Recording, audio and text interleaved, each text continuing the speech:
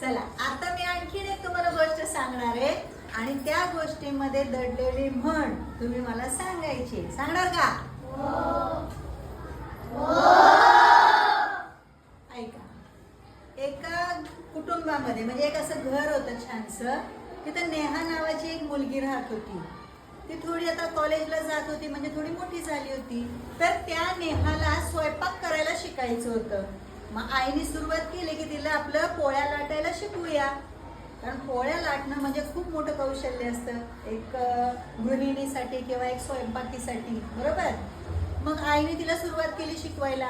पण तिच्या पोळ्या कधी जाड होऊ लागल्या, कधी पातळ होऊ लागल्या, कधी त्रिकोणी होऊ लागल्या, तर कधी चौकोनी होऊ लागल्या, तर कधी पंचकोनी होऊ लागल्या.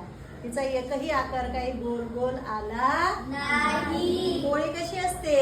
गोल. पण तिची काय पोळी गोल येईना. मग लागली किरकिर करायला, अगं हे पोळपटच चांगलं नाही, अगं हे लाटणंच चांगलं नाही, मला याने लाटताच येत नाही. त्याच्यामुळंच पोळी गोल गोल होत नाही. मग आईने ते पोळपट लाटणं घेतलं आणि स्वतः गोल गोल पोळी लाटून दाखवली. बघा आईने दाखवली का नाही त्याच पोळपट लाटण्यावर. पण काय नाव सांगितलं पोळीचं?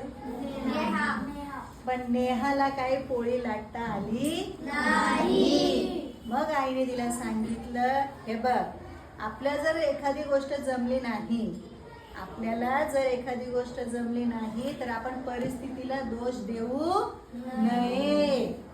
कळतंय का? ह्यालाच म्हणतात, सांगा कोणती म्हणे?